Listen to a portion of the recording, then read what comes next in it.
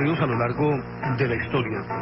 E inclusive ha concitado tanto interés que se han escrito muchísimos libros al respecto y se han rodado muchísimas películas. Ustedes recordarán que estas sagas, yo creo que pueden encajar dentro de ese término, de Harrison Ford, que tienen que ver con el Santo Grial y muy especialmente con el Arca de la Santa Alianza, han tenido un enorme éxito, y es porque regularmente de misterios que no han tenido, por lo menos aunque hayan sido analizados, sido investigados, no se les ha encontrado por ninguna parte una entrada que sea lo suficientemente verosímil y lo suficientemente creíble como para decir que en efecto existió o no. Pues el Arca de la Santa Alianza, como el Arca de Noé, como el Santo Grial, lo mismo que la Sábana Santa de Turín, son temas que con la sensibilidad de todo el mundo suscitan una curiosidad innegable, y por lo tanto nunca ha menguado el interés por encontrarlos, estos objetos, o por lo menos comprenderlos e interpretarlos en su justa medida. Lo cierto del caso es que independientemente lo que se dice, tiene un asidero histórico el que existieron. Se parte de esa premisa que existieron en su momento, que por X o Y circunstancia desaparecieron, o por la misma pátina del tiempo desaparecerá, es otro cuento totalmente diferente. Pero recuerden, por ejemplo, ustedes que en la Biblia se habla de una manera muy categórica de la existencia de el Arca de la Santa Alianza, y además de eso se dan sus dimensiones y su forma de construcción, su diseño específico para que fuera construido este artefacto. De acuerdo con lo que se describe en Éxodo 25, el Arca de la Santa Alianza tenía unas acciones muy pero muy específicas. Por ejemplo, y de acuerdo con la interpretación que hace la Enciclopédia, el Arca de la Santa Alianza era una caja de madera de acacia de 1 metro con 70 metros de longitud por 1 metro de ancho y estaba interior y exteriormente regada de oro. Hay un doctor llamado Hugo Gressman que estima que esta caja debía ser un poco más pequeña, y de acuerdo con la interpretación que él hace, era más o menos de 1 metro con 25 de largo por 0,75 centímetros de ancho y de alto. Mientras tanto, una obra que es considerada la más importante de la Cábala, el Zohar, describen que esta Arca de la Santa Alianza más o menos se correspondía con el tamaño y las dimensiones y las características que el Pierce Universal Lexicon indica. Al margen de esto, recordarán ustedes que el Arca de la Santa Alianza, entre otras cosas, debía tener en sus costados unos serafines, de acuerdo pues con lo que dice Éxodo 25, si no estoy mal, de los versículos 30 al 40. Tenía unos serafines en los costados que, más allá, por lo menos, de acuerdo con lo que han podido investigar aquellos que se han interesado en este tema, no tenían otra finalidad que ser simplemente un adorno. Pues fuere lo que fuere, el Arca de la Santa Alianza fue en su momento quizás el objeto sagrado más importante de los judíos, tanto que los acompañó a lo largo de su travesía en los 40 años que ellos marcharon errabundos por el desierto. Pues resulta que el Arca de la Santa Alianza siempre era transportada en medio de unos cuidados extraordinarios, porque de acuerdo con las interpretaciones que se tenían, y después algunas investigaciones apuntan a que dentro contenía una piedra sagrada, en otros se afirma que era el trono portátil de la divinidad, y otros más indican que simplemente era un artilugio del cual se servía a Dios para comunicarse con Moisés, y otros simplemente era una fábrica de maná. Pero iremos desglosando todo esto a lo largo de nuestro programa, porque yo creo que para todos nosotros sigue siendo un misterio, y un misterio no solamente de difícil interpretación, sino también prácticamente de un significado enigmático. Lo cierto de todo esto es que, independientemente de lo que contuviera el Arca de la Santa Alianza, el solo hecho de que nadie se pudiera acercar a ella ya es simplemente un argumento muy sólido para entender que esa arca podría servir para muchos objetivos, para un solo objetivo, o simplemente era un símbolo. Pero lo que ocurría alrededor de ella sí era demasiado evidente, demasiado contundente, como para suscitar el miedo del pueblo judío. De acuerdo con las indicaciones que hay en el libro de Samuel, dice que para transportarlo, él ordenaba hacer un carro nuevo y uncirle al carro 2 vacas recién paridas, que no hayan traído yugo. Tomaréis después el arca del Señor y la pondréis en el carro, colocando a su lado en un cofrecillo las figuras de oro que le consagrasteis por el pecado. Y después de esto, hubo otro transporte también, un carro nuevo, que tenía unas características especiales para que fuera transportado este objeto sin ningún peligro. Extrañamente, de acuerdo con lo que dice en el 2 de Samuel, luego de que se empleaban 2 vacas fuertes para transportarlo, y la carreta tenía que tener unas condiciones especiales. A cada 6 pasos, los que llevaban el arca del Señor inmolaban un buey y un carnero. Imagínense ustedes, entonces, cómo sería de dispendioso ese transporte. Y además de ello, los cuidados que se debían tener, porque cada 6 pasos tenían que detenerse. Y se habla de 2 vacas fuertes. De acuerdo con lo que dicen algunos especialistas, el peso podría estar entre más o menos 150 y 250 kilos. Un artefacto lo suficientemente pesado. Aunque otros afirman que era más liviano, por el hecho de que hubo épocas en las que el Arca de la Santa Alianza fue transportada a físico hombre por varios especialmente designados para ello, y de unas características o de una corpulencia especial y de una resistencia a prueba de todo. Y debían también estar vestidos de una manera muy especial. Tenían que ser túnicas de lino y unas sandalias especiales que eran aislantes. Se interpreta hoy de esa manera. Es decir, no cualquiera podía meterle el hombro, porque además el arca iba transportada sobre 2 palos que se engarzaban en 2 anillas en la parte inferior, y eran de una madera especial y revestidos también con una sustancia especial, que al parecer era también o contribuía para que fuera un aislante. Y decimos esto por una razón muy elemental, porque todo aquel que entraba en contacto directo con el arca, inexorablemente moría. Y muchos de los que cargaban el arca debían ser relevados constantemente, porque la proximidad con el arca les producía unas determinadas reacciones en la piel: úlceras, eczemas, uñas moradas, cabello chamuscado, vómitos, diarrea. Es decir, todo eso lo describen porque al parecer el arca tenía un poder extraordinario, y ese poder, lógicamente, que se reflejaba en quienes lo iban transportando, o lo sufrían quienes iban transportando el Arca de la Santa Alianza. Hay un estudioso llamado Lazarus Ben David, que murió en 1832, naturalmente era judío, y dirigía la Academia Libre Judía de Berlín, y él se entusiasmó con el estudio sobre el Arca de la Santa Alianza. Y después de mucho tiempo de analizarlo, llegó a la conclusión de que el Arca de la Alianza de los tiempos mosaicos, lo decía literalmente, debía tener un grupo bastante completo de instrumentos eléctricos cuyas influencias se hacían sentir en el exterior. Se recuerda inclusive que el Arca de la Santa Alianza llegó un momento dado en que fue guardada en la casa de Abinadab, por allá en las alturas del monte de Gabal. Hubo un momento en el que ya pretendieron traerla de allá, si no estoy mal, por exigencia del rey David.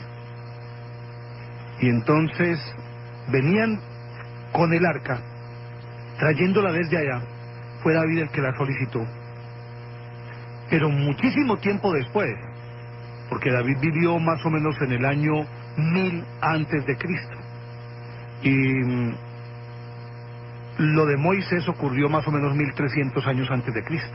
Dice el libro segundo de Samuel, textualmente: y pusieron el arca de Dios en un carro nuevo, sacándolo de la casa de Abinadab, que habitaba en Gabá. Osa y Agio, hijos de Abinadab, los que iban guiando el carro nuevo. Luego que sacaron el arca de Dios de la casa de Abinadab, en cuya custodia estaba en Gabá, Ahio iba delante del arca.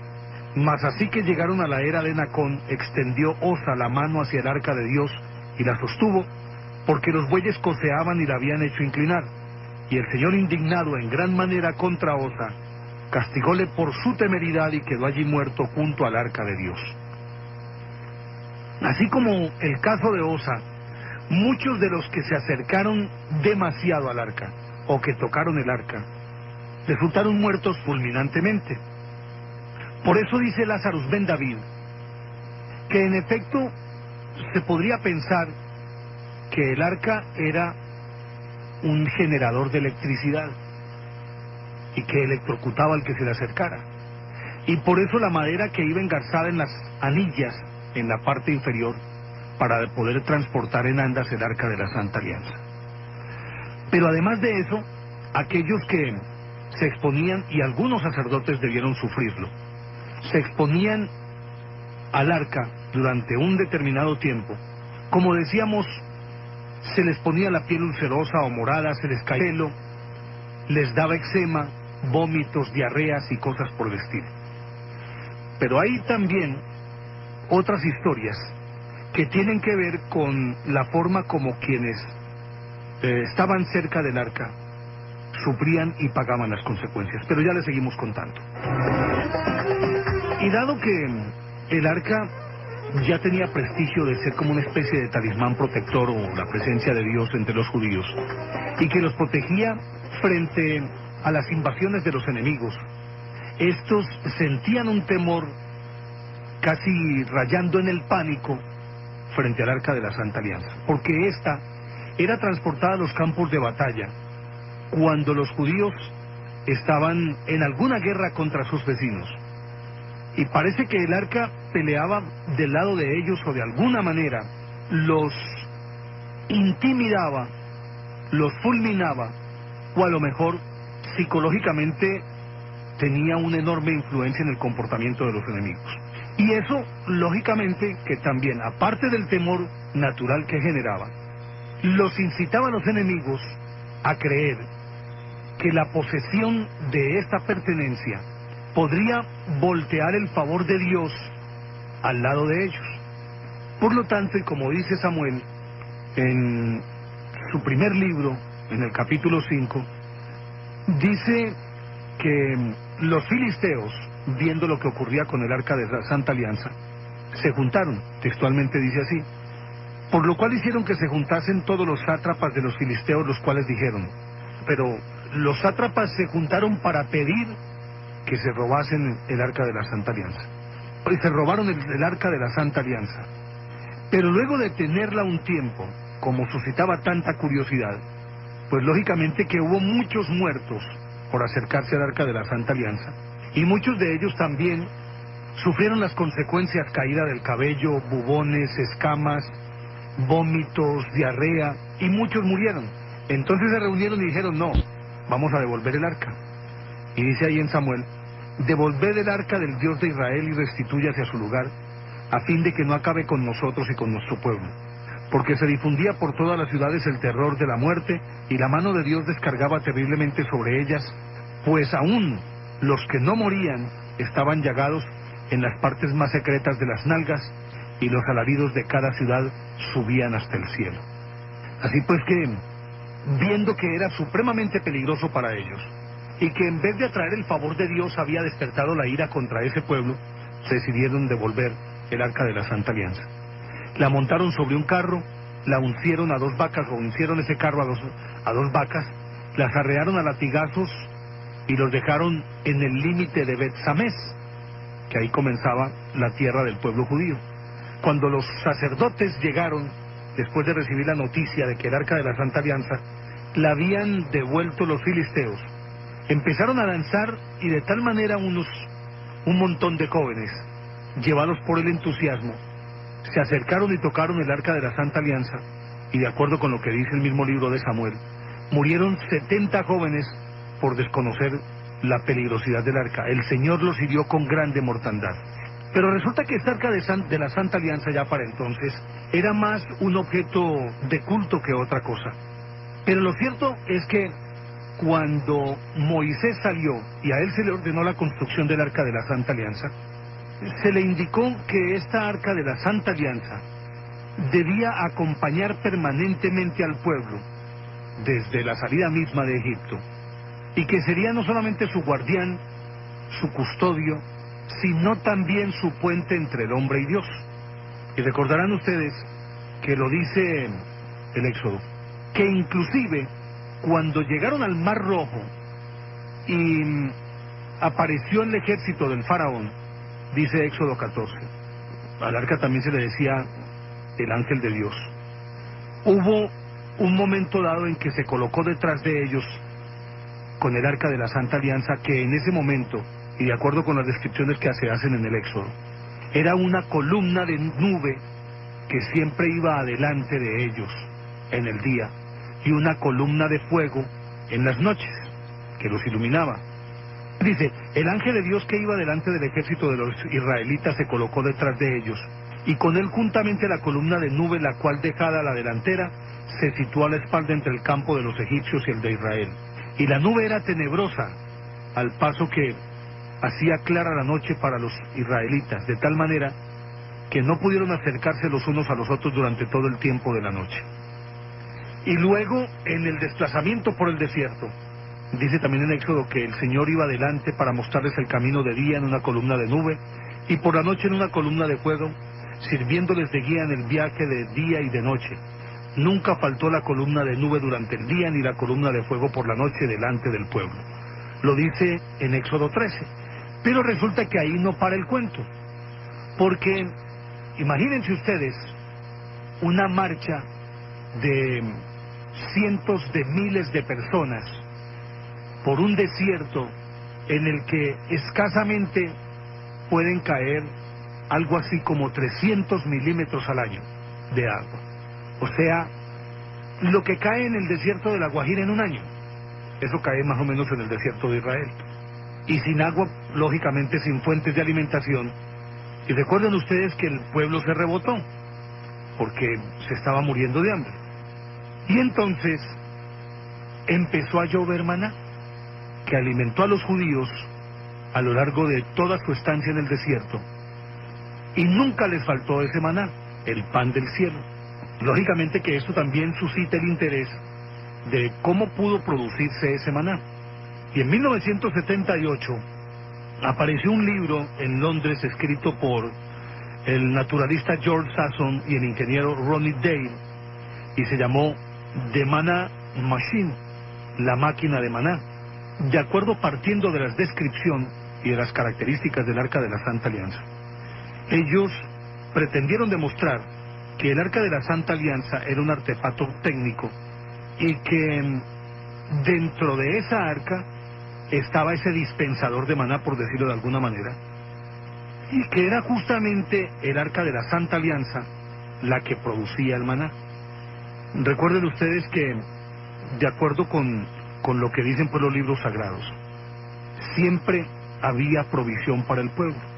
Y en el desierto las temperaturas varían entre 40 grados centígrados en el momento de máximo calor y 10 grados centígrados en la noche.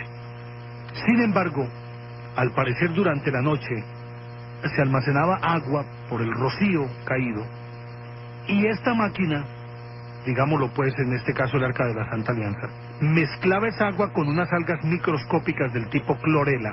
Es la teoría que sustentan George Sasson y Rodney Dale, los que escribieron el libro La máquina de maná. Dicen que se mezclaba el agua del rocío con algas microscópicas del tipo clorela para producir cantidades ilimitadas de alimento. La síntesis de materia alimenticia a partir del agua y de las algas verdes se operaba gracias a la irradiación que provenía de dentro del arca. Cuando hablan de esta irradiación, estos mismos científicos afirman que dentro existía una fuente de energía supremamente poderosa, tanto que funcionó a lo largo de esos 40 años y mucho tiempo después todavía ocasionaba la muerte de las personas que se acercaban. Afirman ellos en su teoría que simplemente esa energía producida en el Arca de la Santa Alianza era energía radiactiva que convertía directamente en electricidad a partir de una fuente pues de combustión por un proceso diferente al de las grandes centrales nucleares que utilizan pues la famosa agua pesada y barras de combustible nuclear, ya sea plutonio o uranio enriquecidos. Y entonces que ese mini reactor que estaba instalado allí era el que posibilitaba que se produjese maná, pero al mismo tiempo también era a partir de esas radiaciones que a la gente se le caía el pelo, le salían úlceras en la piel, se le caían las uñas, tenían vómitos y diarreas. Y sustentan esta teoría partiendo de los casos que permanentemente han observado después del descubrimiento o después de que se entronizó la era atómica con el manejo pues de este material radioactivo.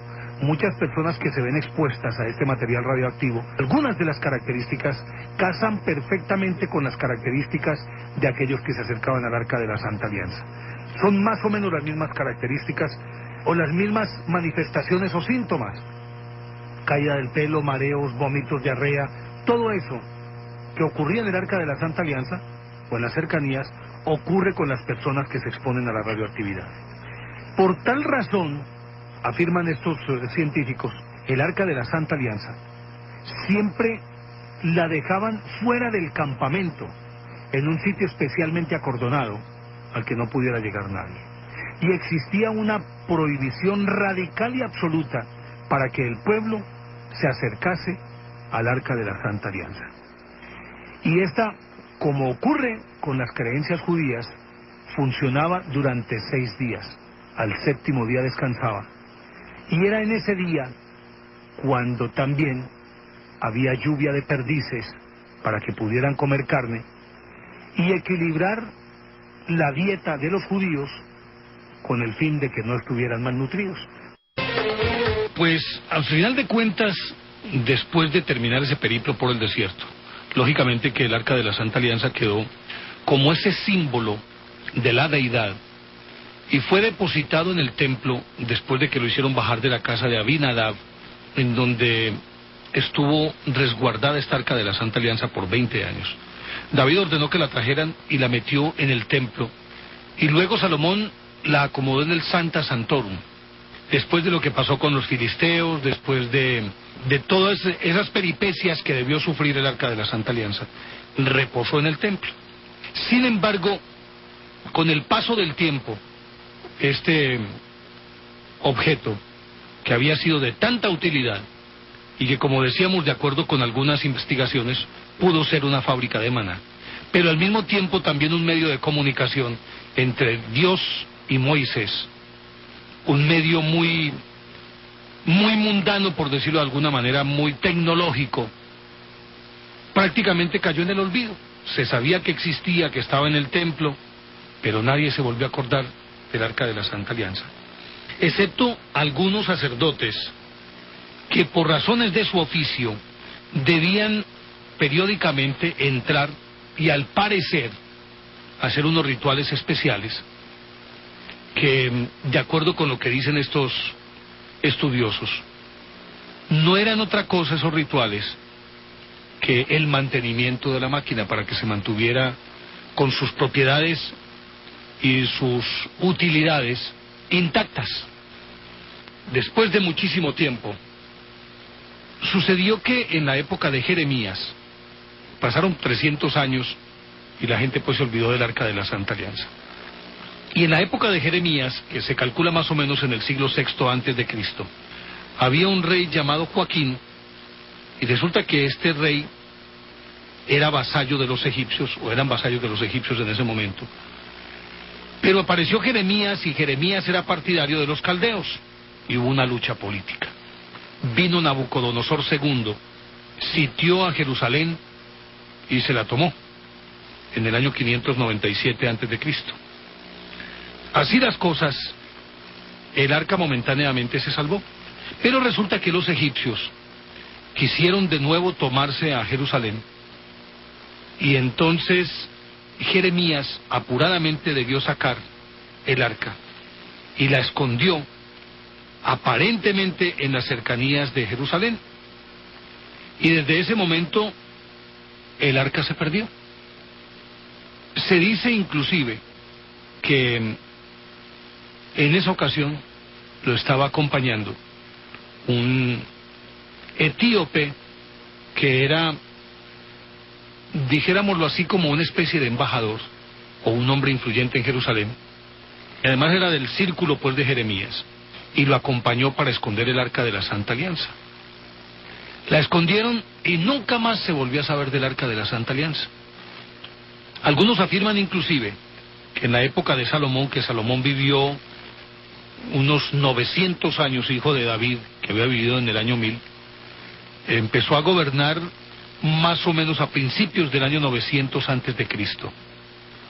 Y entonces resulta que este Salomón, de acuerdo con, él gobernó entre el año 965 y 926 antes de Cristo, o vivió en esa época más bien. Pues resulta que él, en efecto, tuvo un contacto con una reina llamada Maqueda, que se le identifica popularmente como la reina de Sabá. Resulta que Maqueda era reina de Sabá y de Etiopía, o de Etiopía y de Sabá, y quiso conocer a Salomón y vino, y todo está escrito en la Biblia, vino, y luego de estar con Salomón durante algún tiempo, se retornó a su país, y producto de esa relación nació un hijo, de los dos, que se llamaba Vaina Lechkem. Resulta que esta historia aparece en un libro llamado La Quebra Negest, que es un escrito etíope en el que cuentan toda esta historia, la epopeya de Quebra Negest, que significa el esplendor de los reyes o gloria de los reyes. Y se logró traducir después de buscar este texto antiquísimo, y se encuentra actualmente en la Real Academia Bávara de Ciencias en Alemania, y la tradujo el asiriólogo Karl Besold. Y entonces ahí cuentan toda esta historia de cómo Maqueda se involucró con Salomón, cómo tuvieron un hijo, y este hijo creció y fue coronado como Menelik I. Pero antes de contar como esta parte, decíamos que en la época de Jeremías, 600 años antes de Cristo, hacía 300 años que no se hablaba del Arca de la Santa Alianza. Usted no la vuelve a encontrar en la Biblia por ningún lado, sino en la época de Jeremías, cuando él la logra rescatar y la esconde.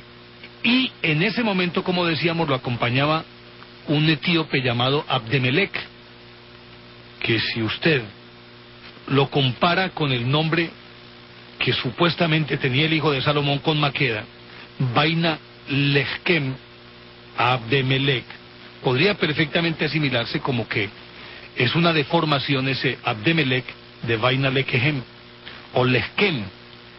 Cuenta este Quebra Negest, el libro en cuestión, que cuando creció el hijo pues de Salomón, quiso conocer a su padre y retornó. Cuando llegó, pues imagínese, para Salomón no solamente fue una gratísima sorpresa, sino que lo tocó en lo más profundo de su ser. Y lo colmó de honores, de regalos y demás. Y durante un tiempo permaneció en Jerusalén. Pero se me había olvidado contarles que Maqueda, después de la visita que le hizo a Salomón, retornó a su país, y cuando regresó, Salomón la colmó de regalos, le entregó todo lo que usted quiera. Y entonces, entre lo que le regaló, le entregó muchas riquezas. Y dice así, el Quebra Negest en su capítulo 30. Dice: regalándole cuantos vestidos bellos quiso y preseas nunca vistas en el reino de Etiopía, con 6.000 camellos y carros cargados de enseres preciosos y vehículos que marchaban sobre la tierra, y un carro que volaba por los aires, construido por él según las reglas de la sabiduría que había recibido del Señor. Dice el Quebra Neguest entonces que ese carro se lo llevó Maqueda, y posteriormente, cuando su hijo Vaina Lechem retornó para conocer a su padre, sucedió que cuando estaba a punto de partir, le recordó la existencia del Arca de la Santa Alianza y le dijo que se la regalara. Esto lo cuenta el Quebra Neguest. Y Salomón se negó en redondo a entregarle pues algo que consideraba una reliquia y una posesión de inestimable valor porque era la representación de Dios. Sin embargo, se quebrantó por ese amor de padre y le dijo que si era capaz de llevársela sin que él se diera cuenta que le hiciera. Y entonces se las ingenió este Vaina Lechem,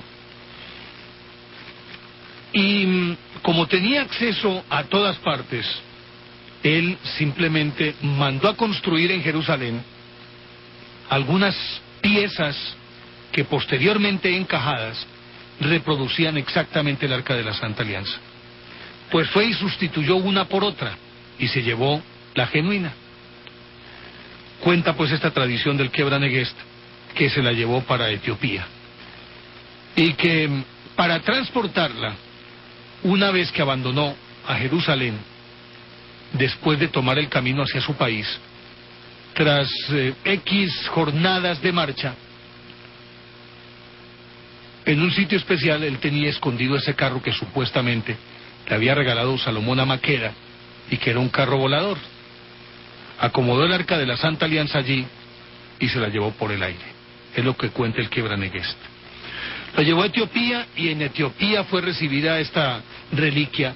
Se supone que todo esto lo hizo él por instigación de su madre Maqueda, y tal vez recordando un poquito lo que hizo Herodías con Herodes cuando le pidió a través de Salomé, cuando la puso a bailar, que le diera que él le prometió que le daría lo que quisiera y ella le pidió la cabeza de Juan el Bautista. Y entonces ella le pidió consejo a la mamá que qué le pedía y le dijo no, pídale la cabeza del Bautista. Más o menos algo parecido es lo que ocurrió con Maqueda, el hijo pues ese nombre tan raro, Vaina Lechem. Pues parece que se robó el Arca de la Santa Alianza y se la llevó. Y la depositó en un lugar secreto. Posteriormente la pusieron en un santuario, el Arca de la Santa Alianza, y durante todo ese tiempo estuvo justamente allí en Etiopía. Y algunos afirman que hoy esa Arca de la Santa Alianza se encuentra en la ciudad de Aksum, en la actual Etiopía, o Eritrea como se le llama también, en un sitio muy bien camuflado, muy escondido, que nadie conoce. Pero si así son las cosas, entonces Jeremías, 600 años antes de Cristo, lo que se llevó fue la reproducción del Arca de la Santa Alianza. La genuina se suponía que tenía adentro ese dispensador de maná, un mini reactor atómico, y que poseía propiedades para comunicarse, para defender, para electrocutar y para producir el maná. Lo cierto es que este Vaina Lechem tomó el nombre de Menelik, y de acuerdo con lo que dice la tradición del Quebra Neguest, Menelik primero, hijo de la reina de Etiopía y reina de Sabá Maqueda y del rey Salomón de Jerusalén, inauguró una dinastía que duró hasta el año de 1974, cuando el emperador de Etiopía, Sabá y Abisinia, Haile Selassie o Haile Selassie, fue depuesto en 1974. A él se le decía el Negus de Abisinia.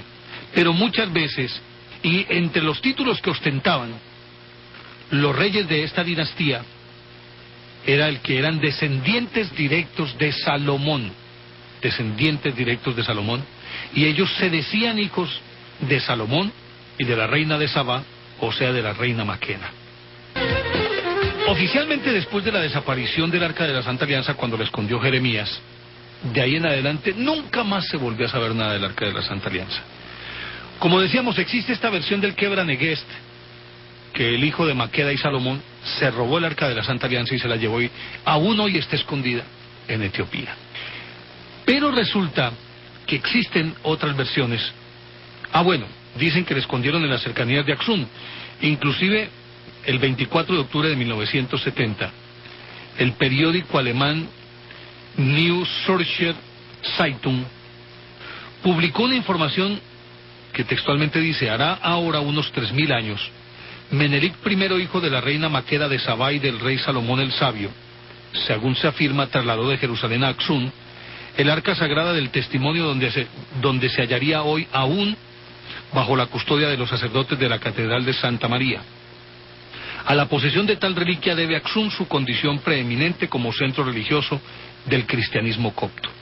Hasta ahí pues esta versión que indica que está en Etiopía.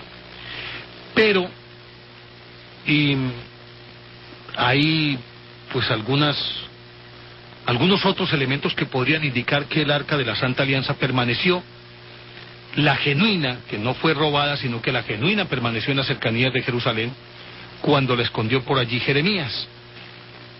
Otros afirman que simplemente el mismo Jeremías, en vez de llevársela, y ese fue un despiste en las cercanías de Jerusalén, la acomodó en un sitio especial bajo los cimientos del templo de Salomón, y que pasó inadvertida. Y recordarán ustedes, ahora que les contaba lo de Nabucodonosor, que cuando él invadió a Jerusalén se llevó todas las riquezas del templo, y que precisamente huyendo de él fue que Jeremías escondió el Arca de la Santa Alianza. Entonces algunos afirmaban que no la escondió, sino que Nabucodonosor se llevó este objeto con todo el resto de los tesoros del templo. Pero una vez que el pueblo retornó de Babilonia, les devolvieron todo, pero no se menciona el Arca de la Santa Alianza por ningún lado. Por lo tanto, es más creíble la versión de que Jeremías la escondió en algún lado. Pasó el tiempo, y ya después del nacimiento de Cristo, ya después del año 1000, vinieron las famosas cruzadas, la primera de ellas liderada por Hugh de Champaña y Godofredo de Bouillon, que llegaron a Jerusalén y que allí organizaron lo que posteriormente fue el movimiento de los templarios, que eran los soldados del templo de Salomón, o del temple. Pues cuando ellos estuvieron allí, se acomodaron en lo que ellos mismos denominaron los establos de Salomón, que aparentemente era una construcción que estaba, si no debajo del templo, sí en la base del templo. Recordemos que en principio solamente fueron 9 los componentes, o los miembros mejor, del movimiento de los templarios. Y ellos estuvieron durante varios años viviendo ahí en Jerusalén, ahí en el templo de Salomón, o lo que llamaban las caballerizas del templo de Salomón, o las caballerizas de Salomón. Según una versión que existe, y que naturalmente forma parte pues de ese entorno enigmático, mítico, que hay alrededor de los templarios, aparentemente ellos encontraron esa Arca de la Santa Alianza escondida bajo el templo de Salomón. Recordarán ustedes que fueron 9 los templarios los que iniciaron el movimiento, y muy pronto empezó a crecer, y durante 2 o 3 siglos ellos tuvieron destacamentos en Jerusalén, y justo en ese sitio inclusive construyeron un castillo protegidos por el rey de Jerusalén, en este caso Godofredo de Bouillon, que fue coronado como Godofredo I de Jerusalén. A él lo sucedieron varios, y él y sus sucesores, siendo Godofredo de Bouillon parte de esa expedición, quedó coronado como rey de Jerusalén, aparentemente apartado del movimiento de los templarios, pero siguió siendo parte integral del mismo, era parte del mismo cuento. Entonces se asume que el Arca de la Santa Alianza, después de varias cruzadas y cuando por fin ellos tuvieron que salir cuando fueron expulsados, que fueron sacados de Jerusalén, que aterrizaron en San Juan de Acre y luego tuvieron que retornar a Europa, se trajeron el Arca de la Santa Alianza. La tenencia del Arca de la Santa Alianza les confería poderes especiales por las características mismas del Arca de la Santa Alianza, y ellos no solamente lo sabían, sino que tenían la técnica para utilizar las bondades ofrecidas por el Arca de la Santa Alianza. En parte los detractores de los templarios dicen que el poderío que muy pronto ellos ganaron y las inmensas riquezas que obtuvieron eran producto de ese poder del Arca de la Santa Alianza. Como estaba revestida de oro, el valor mismo de ella era inconmensurable. Pues al parecer se trajeron el Arca de la Santa Alianza hasta Francia. Y allí la escondieron. Y ya para entonces no eran solamente los soldados de Cristo, sino que era un movimiento cerrado iniciático, que había adquirido un inmenso poder tan grande que eran estados, los templarios eran estados dentro de los estados. Es decir, ellos tenían sedes en todos los reinos de Europa, pero ningún rey podía tocar con ellos y solamente tenían que rendirles cuentas o rendirle cuentas, y dependían exclusivamente de manera directa del Papa. Pues esto les sirvió para saltarse a la torera todas las leyes, todos los códigos y todas las constituciones, aunque en aquella época todavía no existían constituciones, pero a la luz de hoy sí, de cada país. Y esto generó una envidia impresionante por parte de los reyes, hasta que vino la destrucción de los templarios, totalmente, cuando Felipe IV, el hermoso rey de Francia, los hizo detener en octubre de 1307, y que los exterminó cuando ejecutó en la hoguera a su gran canciller, al gran maestre, que era Jacques de Molay, en octubre de 1314. Se dice que durante todo ese tiempo el arca la tuvieron custodiada y muy bien guardada. Y una vez que se extinguió el movimiento de los templarios, no todos fueron ejecutados, sino que algunos lograron volarse y pasar a la clandestinidad.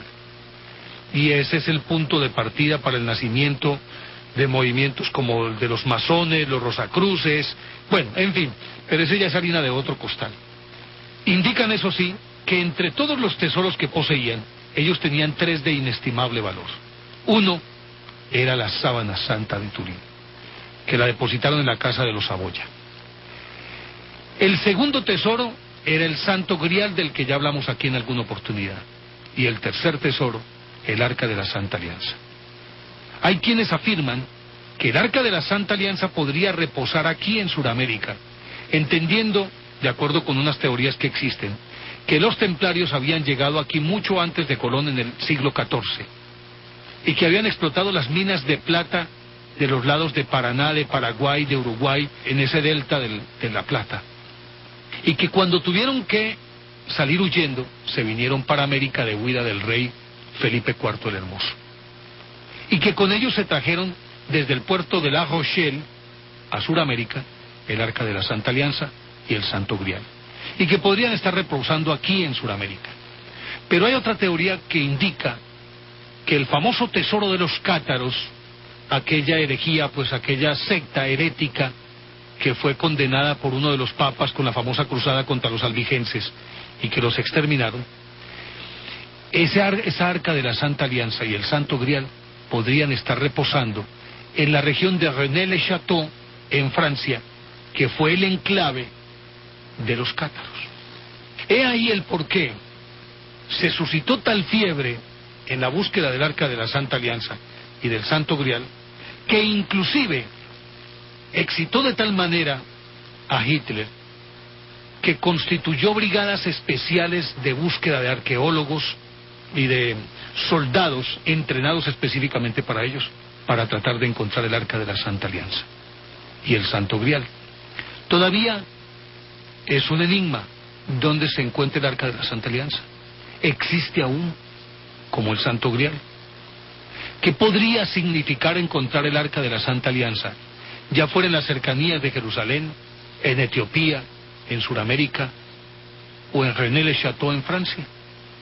¿Qué podría significar el encuentro de estos tesoros?